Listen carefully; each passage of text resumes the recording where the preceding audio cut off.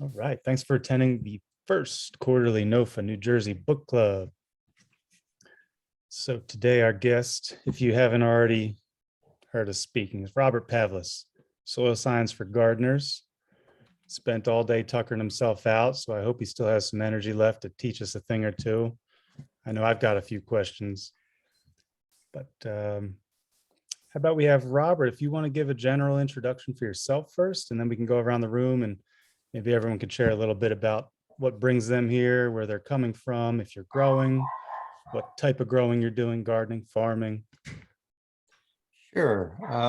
Gardening has always been a hobby of mine.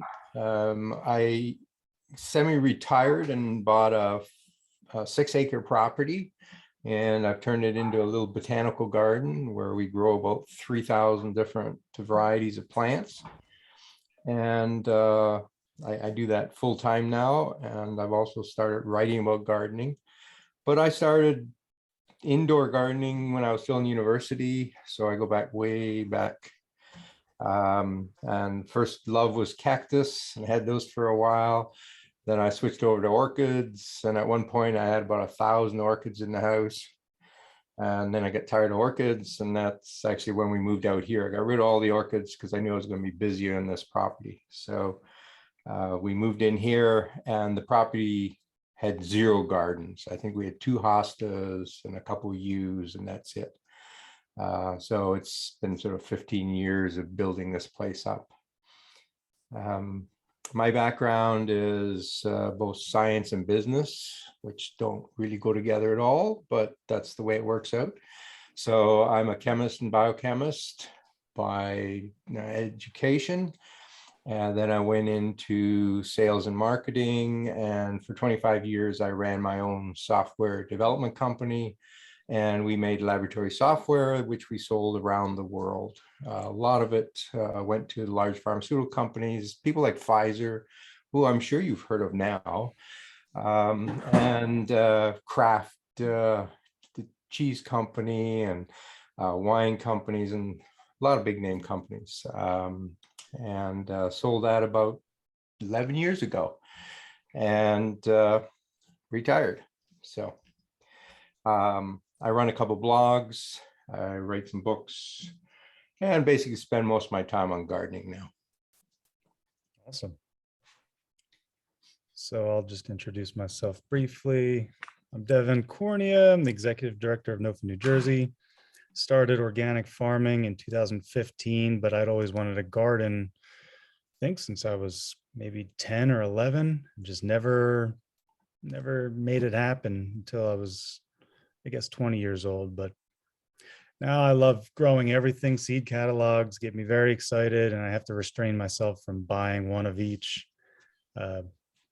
Nagisa, if you're still around, if you'd like to go, if you want to introduce yourself briefly. I'm going to pass. Okay, I'm no worries. Like, hello, everybody. Sorry. I'm going to assume that anybody who wants to introduce themselves is unmuted right now. So Tom, good to see you again. Thanks for joining us. So what are you asking? Just what brings you here? What made you interested in soil science for gardeners? Well, my family has been involved in agriculture since the 1600s, I guess, 1500s. Wow. And both my grandfather and my father had a farm, and I became interested. My dad asked me to take over his business, which was wholesale and retail flowers, and I refused because to me it looked like too much work, which it was. But now I could kick myself for refusing to do it because I'm really into gardening. And I ran 2 community gardens. I'm down to 1 now, and that's where I'm at. Nice. How about you, Amy? Hi, how you doing? Good to see you. I'm Amy Green. I love to garden. I've had vegetable gardens a long time. Now I love gardening with native plants. I'm involved with, I had a career as environmental consultant for many years, wetlands, restoration, endangered species. Now I'm involved in community food cycle, and we're food waste composting, doing research and development. And, we want the finished products to go back into these farms and organic farms. We produce not just compost, but the goal is to produce this liquid soil amendment grow big, because it seems to make the soils happy. And I have a background in soils from all my years doing wetlands, so I just wanted to learn your perspective. Thanks. It's awesome. I already have a handful of questions for you, Robert, but if you want to talk about what inspired you to write the book, why dig into the soil science? I mean, healthy soils and feeding soil is, what we're now focusing on as we learn that it's the foundation of everything we grow. But what got you, how long did this project take? When did you start writing it? Were you writing it all along? Well, the reason to write the book is money. I mean, there's so much money in writing gardening books that, you just have to do it. Actually, there's no money in writing gardening books, so I don't know why I do it. I was asked to do a course for the general public on gardening a number of years ago for the local university. And I sat down, and it was going to be a 6-week course, sort of general gardening, covering everything, perennials, trees, shrubs, the whole thing. And I sat down and tried to come up with a sort of a schedule. And I decided that the most important thing to learn about gardening is soil. Which is the exact opposite of what all the books on my shelf say. I have big books, like 700 pages, introduction to gardening, that cover everything. And they have like 2 pages on soil. And I thought that makes no sense. You really have to take care of the soil. If you start with the soil, you can grow pretty much anything. The conditions of the soil are so important. So I've always been interested in that aspect. Part of the reason I wrote the book was that I looked around for soil books, and I really didn't find any good ones. There are some out there, but I take a different approach to things than most people. And if you read gardening information in general, you'll find a very non-scientific approach to things. So a lot of the information in there is wrong. A lot of it is kind of superficial. And I've always taken a very scientific approach. So obviously, with my background, I tend towards the sciences. And so I wanted to come up with a book that really looked at the truth about these things. And actually, what led me in that direction was I started years ago writing a blog, and I was just going to do it for fun and see how it goes. And it's called gardenmyths.com. And in that blog, I analyze a lot of things that people think they know about gardening. And I go through and actually analyze it and try and figure out, what is the truth about these things. And a lot of the things that I see written about soil are actually incorrect. A lot of the advice we have for soil and growing plants is incorrect. And that really led me to the book, because I wanted to write this book from a scientific perspective, trying to weed out all the stuff that's really not true and focus on the truth about soil. Now, half the book is everybody knows and is information that we all agree on, all the soil scientists agree on. But then the other half is sort of things that we don't agree on. And in fact, if you go through the book, you'll notice little subsections which are called soil science myths. And I pick on some of those things that very clearly I believe are myths. And that's sort of how the book started. So I try to take a science approach, but I hope it's not too technical. So I'm still writing for the gardener, right? I'm trying to take what a soil scientist knows and distill it down and put it into words that a gardener can understand. And at the same time, make it practical so that the gardener can actually use a lot of the information in there. So the book is there to give you the background, the technical stuff background, so you understand what to do. And then it also gives you advice on what to do in the garden. You've made it very accessible. Like, I was flipping through, and even the cation exchange capacity, you boiled it down into maybe 3 paragraphs and got the bare essentials of the topic, very understandable, very easy to take away and then apply out in your own fields or in your own garden beds. So yeah, good job really making it very accessible. What you got, Al? I mean, I'd just like to add something. I'm Al Johnson. I've been a farmer and a gardener for a long time. And I've certainly read a lot about soils. I was advised a long time ago, get the Brady book, which is the textbook at most, well, at least it was at university. I've read it 3 times. But I just wanted to, and I actually haven't read your whole book, Robert, but I have read the extract that was on the website. And when I went through that, I said, you did an excellent job of just taking the essentials of soil science and putting it into 25 pages, which was really accurate, in my opinion, and very understandable. So I want to really give you a lot of credit for that. I've read, a lot of different, I've read a lot of other things about soil too, and some of this juncture. But I think you really set it down very well. Oh, thank you. Thank you.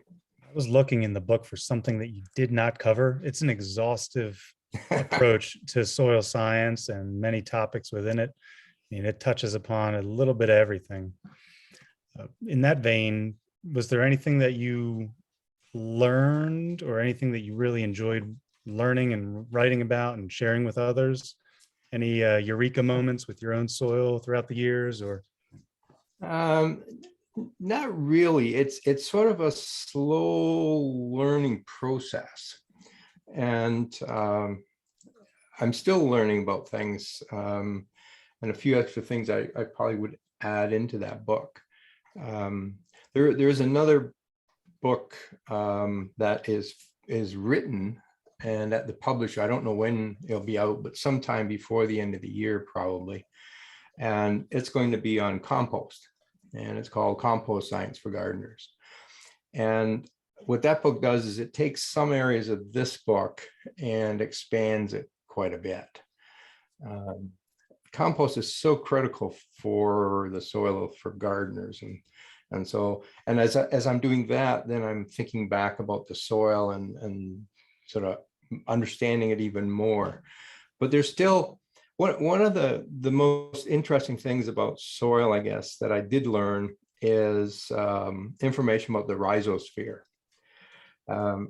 which is this area around the roots of plants. And it's a very thin layer, like it's 2 millimeters in size. So it's microscopic in size. These conditions around that root are so much different than the rest of the soil. So when we talk about soil, we're always talking about, there's like an acre, square foot of soil. That's not what the plants see. The plants really see or touch or get involved with that 2 millimeters around their roots. That's the important part. And that part of the soil can be so different from the rest of it. Okay. And I didn't know that, I think, going into the book. At least I didn't appreciate how important that was. So just to give you one example of that. So we talk about pH of soil all the time. And, we try to adjust the pH and so on. Well, it turns out that plant roots are able to adjust the pH of soil around that rhizosphere, just that thin layer. And the pH there can be 2 pH units different than the rest of the soil. Okay, now that's huge, 2 pH units. If you know anything about pH, it's a log scale. So 2 pH units is like 100 times difference. And yet a few millimeters away from that root, pH is completely different. So plants actually condition the soil to a pH they like, which means that when gardeners try to change pH, we're changing the whole thing, that huge amount of soil, and we really don't need to, because the plants are going to do it themselves anyways. They're going to adjust that pH around their roots. So my soil here is about a 7.4. And if you look at the nutrient levels at 7.4, plants shouldn't really grow very well in alkaline soil, but they do. I can grow almost anything, except a few things we identify as really acid loving plants like blueberries and azaleas. I can grow pretty much everything else. And the reason is that my plants are actually growing at a pH of, I don't know, I'm guessing, but probably between 5.5 and 6, because they've conditioned that soil around the roots. And yet when I go and measure my soil, it's a 7.4, right? So gardeners need to worry much less about pH, because the plant's going to take care of that anyways. Now, of course, there's extremes, right? If you're up over at 8.5, that's different. And if you're way down below 5, it's different too. But most of us are kind of in that 5 to 7.5 range, and pretty much everything grows in there. The plants will take care of it, and they don't have to worry about it. And I think one of the things that's going to happen with this rhizosphere is that right now gardeners really have never heard of the word, but that will become more and more important. And scientists are just now starting to understand what happens in that space. And in fact, 30 years ago, they probably knew about the rhizosphere, but didn't know anything about it. And so all that information that's in the book is all that very recent research about that area. But as we go forwards, I think that area will become more and more important. The interaction of microbes in that area too is something that a lot of people are researching now. And again, that's an area that we know virtually nothing about. The other big surprise for me was, for instance, pick up any gardening book or journal, whatever, go to the website, and people talk about soil microbes, right? As if they know everything about soil microbes, right? You got to do this and they increase. You can go out and buy some. You can go out and buy mycorrhizal fungi and do this with it and so on. The one thing I did learn when I wrote the book is that we have no idea how many species of microbes there are. We think that we maybe have identified somewhere in the order of 10 to 15% of the species. Okay, we have some idea of the quantity of microbes in soil, and we can measure that indirectly, but we have no idea about populations. How do these populations interact? You know, how does one population go up and the other down? Now, there's certain microbes we've studied, and there's a handful of them that we know quite a bit about, but we don't know anything about 90% of what's going on in the soil. So when gardeners come up with these statements about what's happening and what the microbes do and what they don't do and so on, well, we don't really have a clue whether those things are right. Right? To a great extent, we're guessing. And it seems like in farming, gardening, until you really dive deep into the science of things, you take certain truths to be, you know, broad spectrum truths. So the more compost, the better. Just keep putting on compost. It's great. It'll do you no harm. Personally, for the first time, I sampled the soil that we're growing on. I've only been here for 2 years, so you know, I slacked for the first year, but found that it was very high in phosphorus. And so now I'm a bit at a loss, because you always hear just add compost, keep adding organic matter and compost, but it's going to start to be a detriment to me if I just keep on adding compost. Same thing with the microbes. You know, maybe that's something that we just take generally as, hey, just douse it in microbes, you know, inoculate with as much mycorrhizal fungi as we can, but not everything's as binary, either good or bad. Are there any other kind of gray area topics, maybe some more myths that you think are commonly held? Oh, there's lots of them. How many hundreds do you want to hear about? But let's just go back to the phosphate. We're actually seeing a huge problem in gardens because of high levels of phosphate. And there's a couple of reasons for that. One is, you mentioned, you know, compost is good, so more is even better. Well, you can have too much compost. You can have too much compost because it adds too many nutrients to the soil and plants don't grow well. One of the things that people don't understand with these nutrients is that they move through the soil at different rates. So if we take nitrogen and phosphate, for instance, nitrogen moves very quickly. In fact, I can have soil that has lots of nitrogen and we have a heavy rain. The next day, the soil can be deficient of nitrogen because all that nitrogen washes very quickly through the soil, especially on sandy soil, less so on clay soil. Phosphate, though, is quite different. Now, phosphate moves really slowly through soil. So what happens is that we fertilize, and that can be organic or synthetic, doesn't really matter. They both add nutrients. They're both adding some nitrogen. They're both adding some phosphate. And, you know, a few months later, the nitrogen is gone. The phosphate's still there. So what do? Well, we add more fertilizer, okay? And a couple of weeks later, the nitrogen's gone, the phosphate's still there. So over time, that phosphate is building up because it doesn't move through soil very well. Now, if you're on pure sand, it does move quicker. But if you have a certain amount of clay, which most people have, it's moving millimeters a year through that soil profile, okay? And it builds up. So every time you put more on top, you have more and more layered on top. So over time, your phosphate level starts going up. And phosphate can become toxic to plants. The other thing phosphate does is it stops mycorrhizal fungi from attaching to the plants. Okay, so too much phosphate, the fungi aren't reacting with the plants and aren't benefiting the plants. And in fact, they start dying off. So too much phosphate is a real problem. You might have noticed that in a number of the states, they've now banned phosphate from lawn fertilizer. Okay, why did they do that? I mean, 30 years ago, all lawn fertilizer had phosphates in it. Well, they took it out for two reasons. One is most soil has lots of phosphate. We don't need to add anymore. The second reason is that too much eventually ends up polluting our rivers and lakes.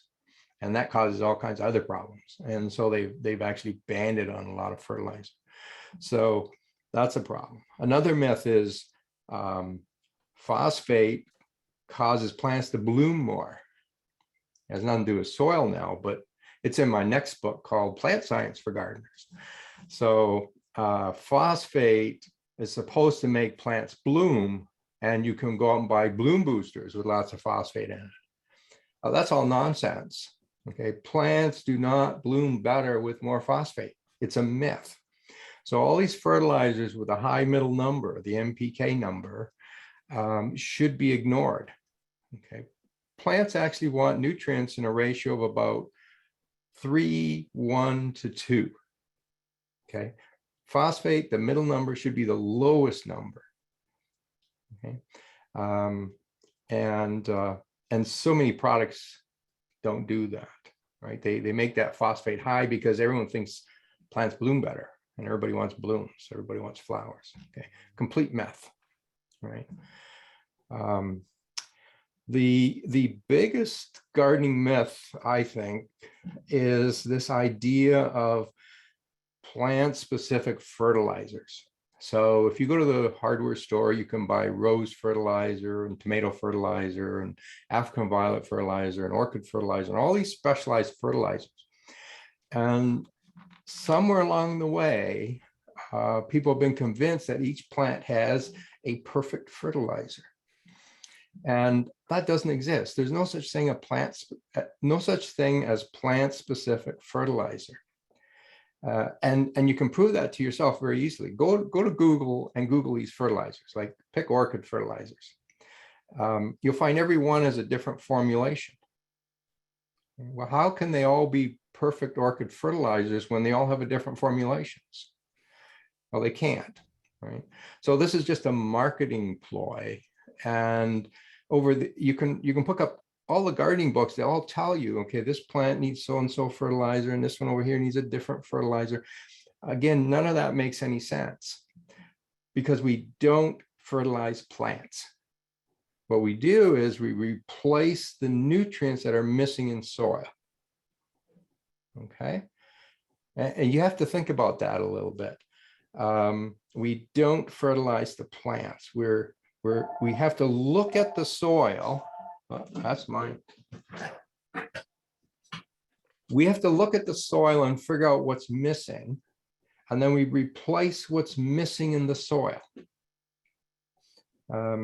So I mentioned I have a fairly big yard. I grow 3,000 different things. So how do I fertilize? I don't fertilize anything. Now my vegetable gardens is a little different, and containers are different. Containers we water a lot, and so we're constantly washing nutrients out, so they need fertilizer. And vegetable gardens, we have a very short growing season, so I want to grow them quick and I want to get my produce done, and so that's a little different.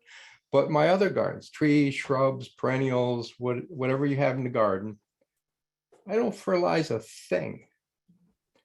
And the reason is that my soil has enough nutrients to grow all this stuff. I don't need to add anything else. Plants don't need to be fertilized. Right? We have to replace the nutrients that are in soil. And as long as we keep those nutrient levels at a certain level, we can grow anything we want. So many of the ideas we have about fertilizer are really complete myths. So the idea of less is more when it comes to manipulating via inputs is something that comes up a lot. I was at a wine grape soil health kind of symposium a few months ago, and the leader pretty much told us, take whatever you're recommended from the soil lab and put 10% of that on, and then see what happens. And then if you do need more, maybe another 10%. But often we see a lack of a certain nutrient or a certain mineral, and we throw everything we can at it. What would you suggest as far as if I notice a deficiency in my soil, what's the best way to ameliorate that? Is it to apply an acute treatment and then a long-term treatment, or would you just prefer waiting for a long-term, slow remedy? Does that make sense? Yeah, before I answer that, let me make one other comment. So the things I've said here are for gardeners, not farmers, right? Mhm. Farming has a different goal. I mean, in farming, we want to maximize yield, right? That's profit, and that's what's really important for them. That's not really important for most gardeners, right? Whether we get an extra pound out of our 12 tomato plants isn't that important. So our goals as gardeners is different than agriculture. So what about nutrients in soil? Well, the first problem as gardeners is, how do we know we have a nutrient deficiency? Now there's memes online, and they show you these pictures of leaves, and if they're yellow, you've got this deficiency, and if you have intraveinochlorosis, you have this deficiency, and so on. Well, those are wrong. Okay, those are very fun things to do, and they are very popular online, but they're wrong. So just to give you an example, the intraveinochlorosis, which most people think is chlorosis, it isn't. They're different. Intraveinal means that the veins are green and the spaces between the veins are yellow. Everyone attributes that to nitrogen. Well, there are at least 10 different deficiencies that you can have that cause that problem. So number one is, you cannot look at the plant and know what deficiency you have. Okay. Now you can get your soil tested, but the more common soil tests don't measure nitrogen. And the reason is that nitrogen changes too fast. By the time you get your soil down to the lab and they analyze it and give you results, it's changed anyway, so they don't bother with that. Again, in agriculture, you can do it, you freeze your soil, and it's a more complicated procedure. So the nitrogen, which is the nutrient that is most likely to be missing, labs won't tell you about. Okay, and that's one of the reasons I'm not a big fan of sending soil into labs. Not that there's anything wrong with it, And if I have someone or a garden that's not doing well and I know something's wrong, then it probably makes sense to send a sample out. But I take a different approach, grow a bunch of stuff. And if it grows all right, don't worry about it. You don't have a deficiency. As a long-term process, what you do is you want to continually put organic matter into the soil or on the soil. And not a lot, but enough. So if you mulch with compost, for instance, and you'll put an inch or two on your soil every year, it won't be too much, but there's enough nutrients in there to grow all your plants. And it's unlikely for you to have a serious deficiency, right? But again, there are certain areas of the country that have certain deficiencies, and it may be worth getting a soil test done. But for the average gardener, we don't really have an easy way to figure that out. And that's a big problem for gardeners, except that in most cases you can ignore it, right? A little bit of organic matter always helps. And you can assume that organic matter has a little bit of everything, right? So all the micronutrients are in compost and manure.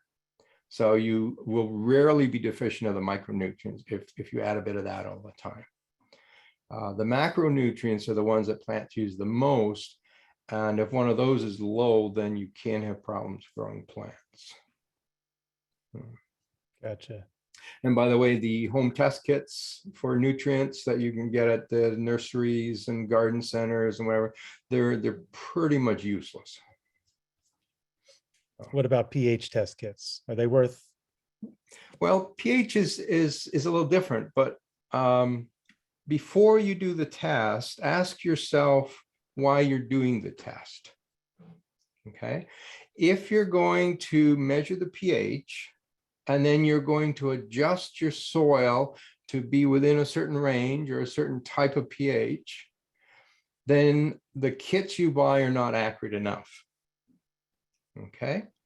You want your pH to at least 0.1. And the reason is that I mentioned before, it's a log number, which unless you did a lot of math, you won't remember what that is. But what it means is that the difference between a 6 and a 7 is not 1 unit. It's actually 10 units.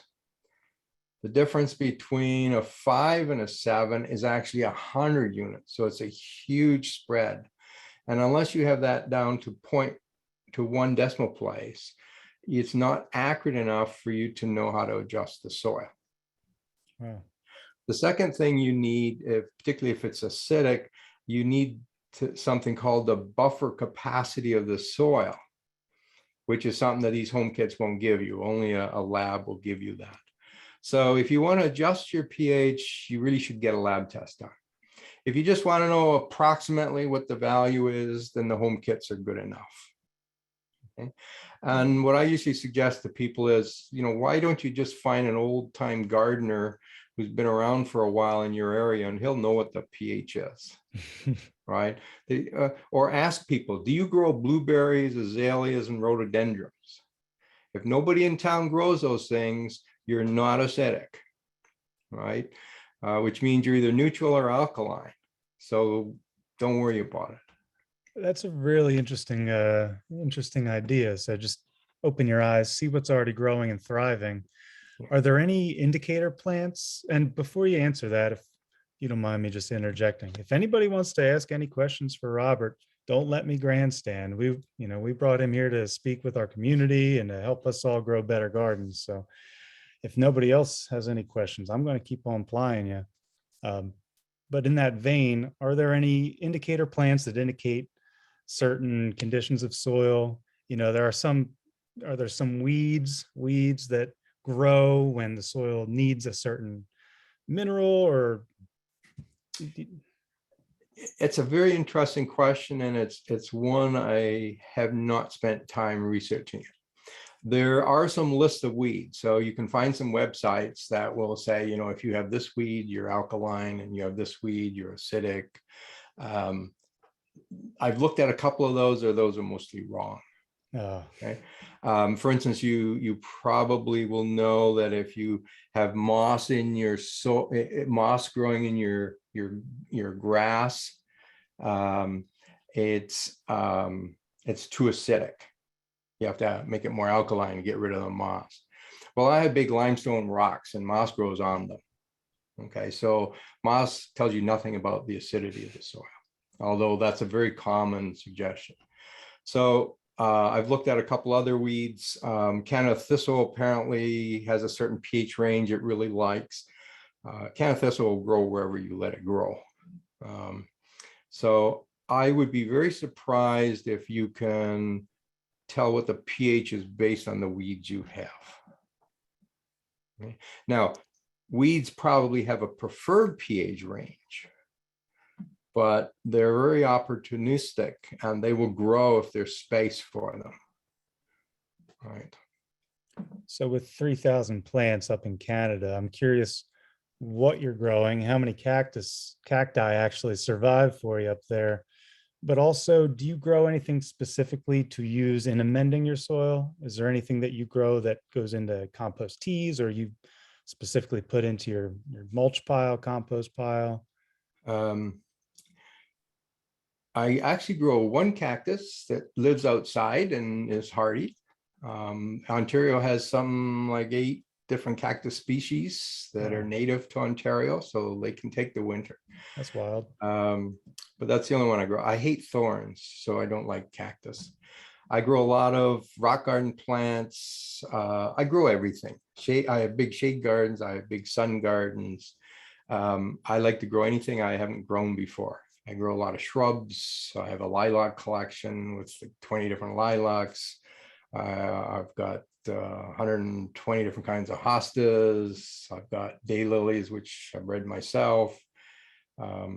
Grasses, you name it, I pretty much grow it. Now, do I grow something specific for composting?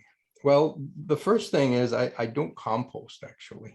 I used to, and I have most of my life, and I think people should compost. But there's a better way in the garden than to compost. Now, you got your kitchen scraps, and you have to do something with those. But yard waste, you don't have to compost that. So when I moved in here, I built some nice traditional compost bins, and I started filling them and moving them and turning it. And it dawned on me that this is a lot of work. And as you get a bigger yard, you really realize how much work it is, because you have to collect all the stuff and haul it down there and turn it and turn it and turn it. And then you bring it all back and put it back where you got the waste from. Like, that makes no sense. So now I use something that's, I call it the cut and drop method, and I didn't invent the name. So when I'm in the garden and I have yard waste, I drop it wherever it is. Okay, so most of you hopefully will know by now that we don't want to clean up our gardens in the fall. We want to do it in the spring, because all that crap on the ground is important for the insects to survive. So when the spring comes along, we'll have a nice day, and anything that's on the ground stays there. So like the hosta leaves will all be flat on the ground because the snow's packed them down. They'll be kind of dry and brittly. They just stay there. The flower spikes are still upright. So I come along with some hedge trimmers, because it's faster that way than clippers. And I just cut them in sort of approximate 6-inch pieces, and they drop wherever they drop, and they stay there. Weeds, if I'm weeding in the summer, I'll pull them out, and most weeds will just get thrown back on the ground. If I'm deadheading, I cut stuff off and throw it on the ground. And I just let nature do all that. And, no time at all, it's all covered. You won't see it. Early spring, you do see it a little bit. So my garden's not as pristine as some of them. But once things start growing and filling out, you don't see any of that stuff. And by fall, it's all gone, because nature does that.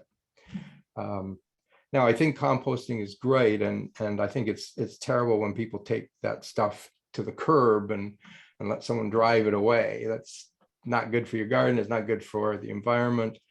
But you don't necessarily have to compost it. So right now, fall leaves, I pretty much leave most of them where they fall, except on the lawn. The leaves will damage your lawn, so you take them off there, rake them into your flower beds. In the spring, I'll come along, and if the pile is like 4 or 6 inches, I usually leave it. Over 6 inches, I take some off, because my plants need some space underneath to grow. right? You mentioned compost tea. So compost tea is an interesting thing.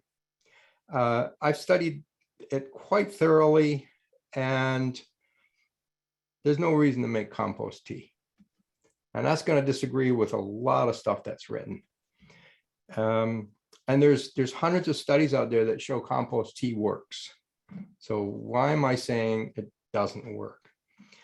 Well, all these studies compare compost tea with water.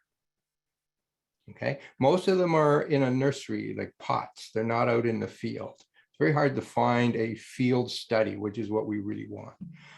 And in pots, they study it. They compare compost tea with water, and they conclude compost tea grows better plants. Well, we know that. We know compost tea has nutrients in it. If you put nutrients on plants, they grow better. There's no mystery there. It's not the compost tea that's doing it, it's the nutrients.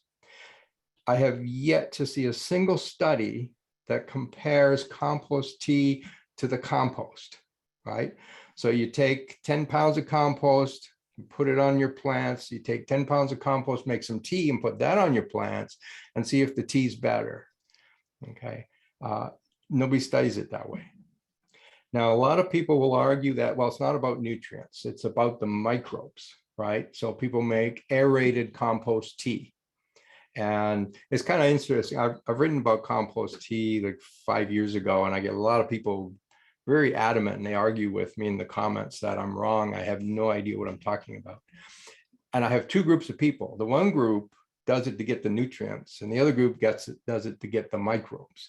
And both groups think the other group making compost tea is wrong, right?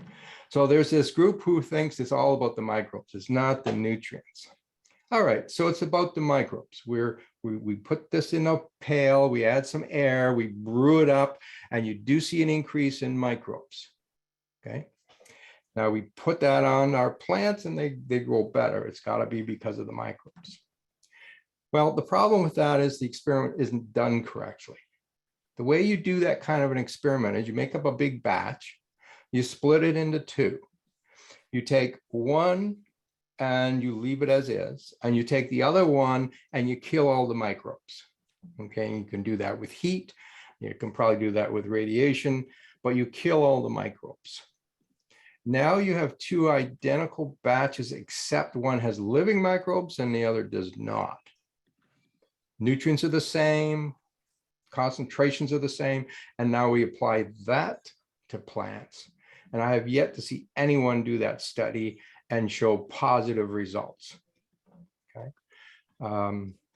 This idea of adding microbes to soil, I think, is completely wrong. And in fact, if you're interested in this, I have a blog called gardenmyths.com, and the article I published maybe 2 weeks ago, if you go to that website, it's listed on the side. I don't think it's the latest one now, but it's 2 back. Looks at exactly that. If I add microbes to soil, is that beneficial for my soil? Does that give me healthy soil? And there's a concept that people don't seem to understand, and that is that soil is always saturated with microbes. The microbe population is at capacity at all times, okay? So if I have really crappy soil, it holds a smaller number of microbes because the conditions aren't very good for it, but it's full. As many microbes as can grow are in there. If I have really great soil, really healthy soil, it is also full. Now that healthy soil has many more microbes, but they're saturated. Now, one of the reasons they're saturated is the microbes replicate very quickly. So in ideal conditions, many bacteria will double in number in 20 minutes. Okay, so if I take some sugar, for instance, and I put it on the ground, sugar is like candy to these guys. They gobble it up and they start multiplying. So you get this explosion of microbes, but within hours, you've doubled, tripled the number of microbes you have. Okay, you get this huge increase in microbes. Now, of course, they eat all the sugar, and then the sugar's gone, the food source is gone, and they all start dying off again because the soil is always at capacity. And that's why adding more microbes to soil, as far as soil health goes, is not going to work. Okay. The other thing is the number of microbes you actually add is pretty small. So I just for fun, I took a commercial product, and following its directions, I calculated how many microbes it actually puts on soil. And then I compared that to how many microbes are in the soil. And so this product, if you follow instructions, will put on one bacteria, one little cell of bacteria for every 3,000 that are already there. And yet they claim that this one will take over the population and have a dramatic impact on the soil. Okay, it just won't. That one will almost certainly die off, and the other 3,000 are going to gobble it up. Right. So, and that's another reason why compost tea, I don't think works, because you can't actually add microbes to the soil. Now, there are some cases where you can use it as sprays. So for certain diseases, even in the ground, but mostly on the leaves, there is some positive studies where we take these microbes and we spray the plants with them, and we can probably control certain types of diseases. But the science for most of those are pretty weak. And they're things that may make sense in agriculture, but not in a garden. The idea that you can take compost tea, which is full of who knows what kind of microbe, you have no idea what's in there, and we spray a wide range of different plants and they all grow better. Okay, that's not supported by science. Gotcha. Speaking of disease, we have a question in the comments. As far as cleaning up your garden, removing some of those clippings, some of those dead branches or old fruits that are clinging on. You say you want to take your cues from nature and make like the trees and let the leaves fall and let them, return to the earth. But what about diseases and any kind of other issues? Do you want to remove those, get them out of the soil, or will the soil work to clear those out? So, yeah, and you hear this all the time. For instance, one common piece of advice for gardeners is that when you're making your compost pile, don't put any diseased leaves in there. Take those to the curb and give them to the city. You only put things in there that are not diseased. Well, the reality is that in fall, everything in your garden is diseased. Every leaf and stem has some infection on it. It's covered in pathogens that will harm plants. The soil is also covered. Everything out there is covered. So if you only put non-diseased material in your compost pile, you would never be able to build a compost pile. All right. The second thing is that most of those diseases are there anyway. So things like powdery mildew, it floats in the air. So these are fungus. They move long distances, right? You can clean up your garden, and if you cleaned up every last leaf that had powdery mildew on it and you got rid of it off your property, you're going to have it next year because it's going to come from the other end of town. Okay, it's in the air. It floats miles. Late blight on tomato. Apparently, it will travel 50 miles on the air currents. Okay, so it doesn't matter how clean your garden is. If anyone in town is growing tomatoes and they get late blight, you're going to get late blight. Okay. Now, there are some specific diseases that are worth removing. The one I can think of is black knot on prunus plants. So cherries and prunes and so on. The woody stem starts getting covered in this black growth.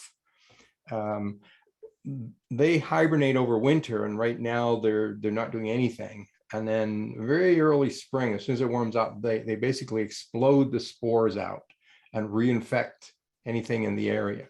So taking that off and putting it in the garbage is a good idea. And I'm sure there are some diseases that you can control that way. But the majority of the diseases that gardeners are concerned about can't be controlled that way. They're already there. They're going to be in your garden every year. The mildews in particular, they're everywhere. Okay? You're not going to get rid of them by not composting the material. Now, if you do compost, unless you get your pile really hot, you're not going to kill them off in the compost either. So if you do, and gardeners rarely have hot compost. I mean, you have to really work at it to get a good hot compost pile. So most of us end up with sort of a warm or cool compost pile, and the diseases do survive that. But over time, the number of spores gets less and less because they do start dying off, and there's competition with other microbes and so on. So the amount does come down over time, but they're going to be there in the spring anyways. Gotcha. With not much time to go, I think I want to focus on maybe your top handful of things that gardeners can do to improve their soil, improve the health of their plants. Does anybody have any questions? None at the moment. Yeah, if you could Okay, so you talk about sheet composting is one question that came in. And Okay. then, yeah, if you could just give us your top 5 do's and don'ts, say, or your best practices in a nutshell. Okay, so sheet composting is one of those terms that means different things for different people. What it originally was used for, or what most gardeners use it for, was to make a new garden bed. So you've got some weeds or some lawn or something, you want to turn that into a garden bed. And what you do is you cover it with cardboard or newspaper, and then you put something usually on top. It could be soil, it could be compost, wood chips, whatever on top. And you let it sit for a while. The plants underneath get killed because they're not getting any light. And then you turn the whole thing over and you start making your garden. And that works really well. Now, I would use newspaper instead of cardboard. In our climates, cardboard takes a year to decompose. Newspaper is much quicker and works just as well, although I see a lot of people using cardboard instead. When you plant in that, depends on what you're doing. So if I'm doing a vegetable garden, you can plant pretty quickly in there, because even if you cut some holes in the paper and plant through the paper, some weeds will come through, but it's a vegetable garden. You're going to weed that out in a year or two anyways. It's not a big deal. If this is a permanent bed, a perennial type bed, I would not plant in there until everything is good and dead. So at least 6 weeks. And the reason is that if you don't do that, if you cut little slits, like a lot of people suggest, and plant, then the grass underneath is going to grow right where you put your perennial.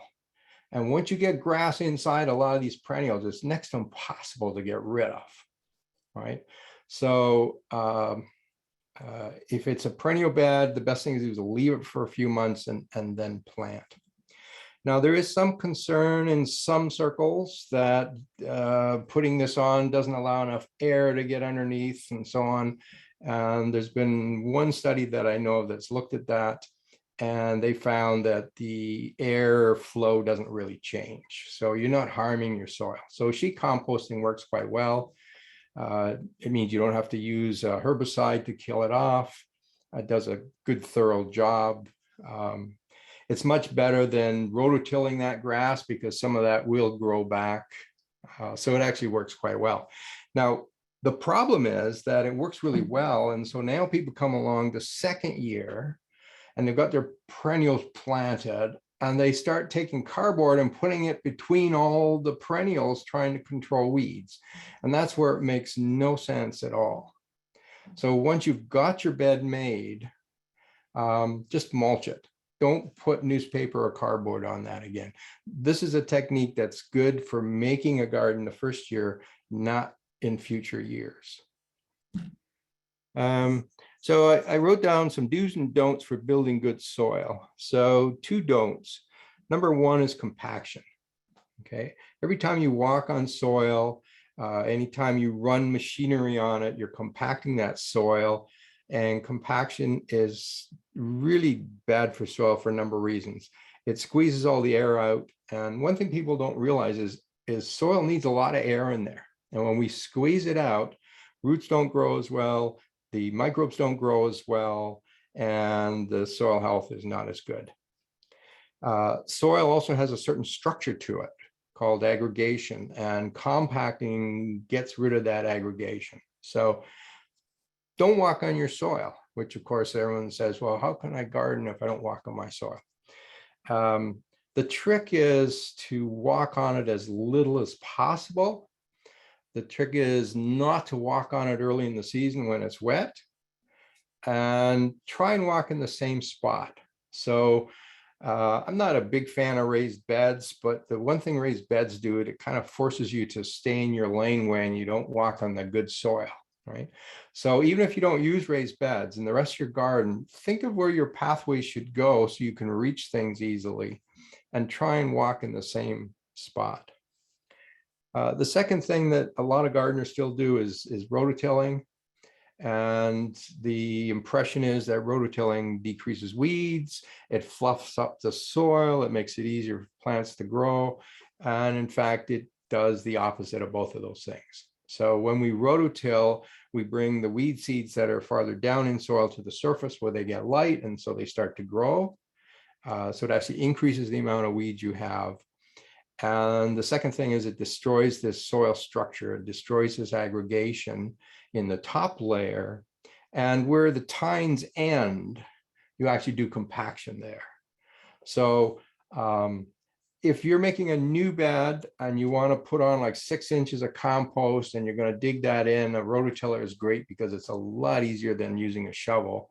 But that's a first year preparing the bed sort of thing. After that, sell the rototiller and don't use it again.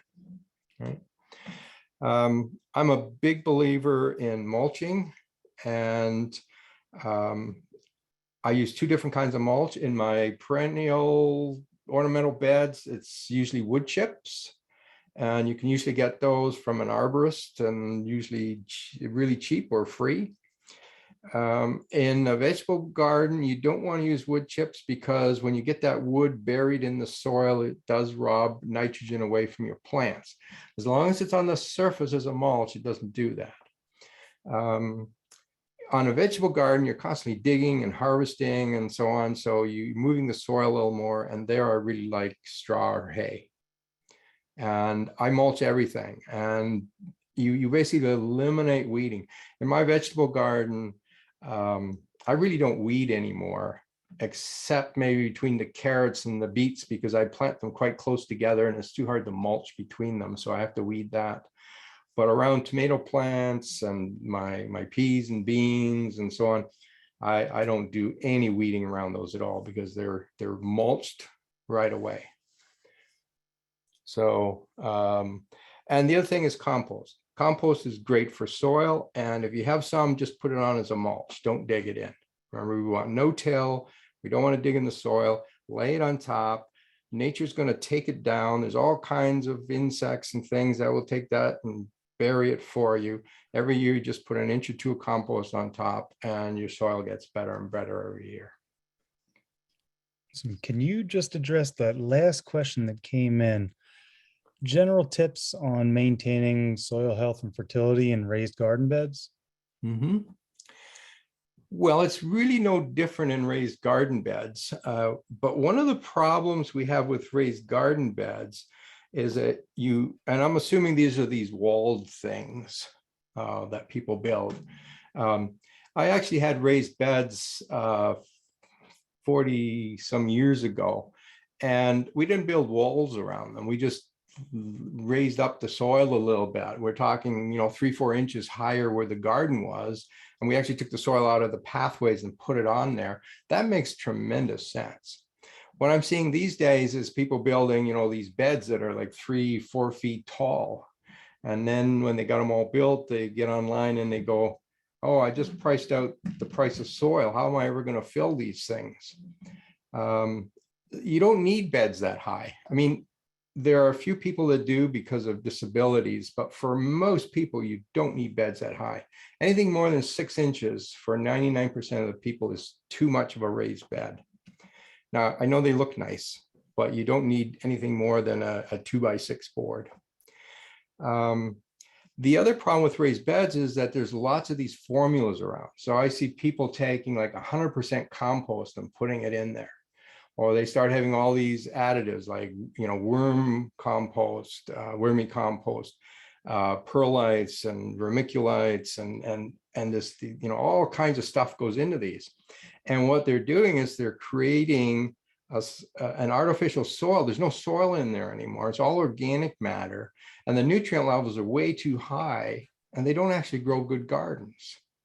So I've seen lots of discussions online where someone says, hey, nothing's growing in my new raised bed and so on. And they say, well, get the soil tested, which in the US is actually really easy to do. So inexpensive too. So they get the soil test and comes back and says, your phosphate levels, your potassium levels are through the roof. That's why nothing's growing. And then they say, well, what do I do? Well, you take all that soil out and give it to somebody else and get some real soil in there. Right. So the secret to raised beds is start with real soil. You want some topsoil in there, then add maybe 20% compost or manure or something and use that instead. If you have these artificial things, you're always going to have problems, I think. Plus they settle really fast. So next year you got to get another foot of them and bring that in. If you do that, then you keep that healthy the same way as the rest of the garden, which I've discussed. An inch of mulch every year. Don't walk on it. Don't rototill it. Disturb the soil as little as possible. It's amazing how good plant roots are in conditioning soil. So every year it'll get better and better if you do nothing but grow plants in it. Mulch it. And the same thing as everywhere else. Take care of that soil. Can't argue with that. On that note, this has been awesome. A lot of good information. I feel like I need a physical copy. I have the digital copy, but I want the physical copy just to keep with me, learn a little bit of something every day, remind myself of, many of the principles that you've laid out here. Moving forward, everyone can get a copy. We shared the link in the chat earlier, but it's New Society Publishers. Where else can we find your work? So you've got the Garden Myths. So I put a couple links in myself. The first one there is an Eventbrite page. So I run garden seminars for Guelph, and we have 6 good speakers this year, one of which is me. And I usually just run the thing, but this year I'm putting an extra one in. They're free, they're online, and they're recorded. So if you can't make the specific date, you can come and view those. We've got some great speakers from all over North America coming in, and you can sign up at the Eventbrite link there I gave you. There's a list of my books on my website called gardenmyths.com, my books. And the other books I have is the first one I wrote was Building Natural Ponds. So I wanted to build a pond with no pumps, no electricity, no chemicals, no farting around. I wanted something really simple. And everyone told me you can't do that. Now I was going to line it, and that was the thing. People said, once you line it, you need pumps. So I said, I don't believe you. So I built it, and it works great. So I have almost no algae in there. All I do is top it up every year with a bit of water, and that's it. So someone, actually New Society, approached me and said, will you write a book about it? Because they had seen a couple of articles I did. And I said, sure, why not? Let me write a book. So that's how I got started in book writing. Then I published 2 of my own books, which they didn't want to publish. And they're both called Garden Myths. So Garden Myths Book 1 and Book 2. And each one has about 120 myths in it. They're both completely different. Then we had the soil book, and the new one that's coming out is Plant Science for Gardeners. And that should be out in May. It was on Amazon, and I just went to look for it and it's gone.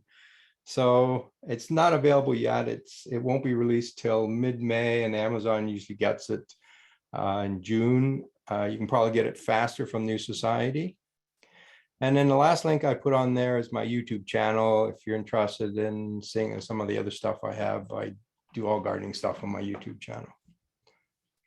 Well, I'll definitely be taking a look at all that, and I encourage everybody else to just explore all the things you've shared here. Thank you so much for joining us. I really want to try and find a way to have you back.